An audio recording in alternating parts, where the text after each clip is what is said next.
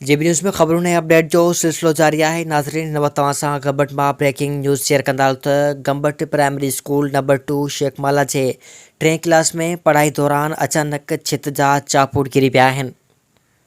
अहम ख़बर है नाज़रीन तव्हां सां शेयर कंदा पिया हलूं। गंबट मां गवर्नमेंट प्राइमरी स्कूल नंबर 2 शेखवाला में 3 क्लास में पढ़ाई दौरान अचानक छित जा चापूट गिरी पिया, जंहिंजे नतीजे में 5 खां वधीक शागिर्द ज़ख़्मी थी पिया आहिनि, जॾहिं त शागिर्दनि में कीहाट पइजी विया आहिनि।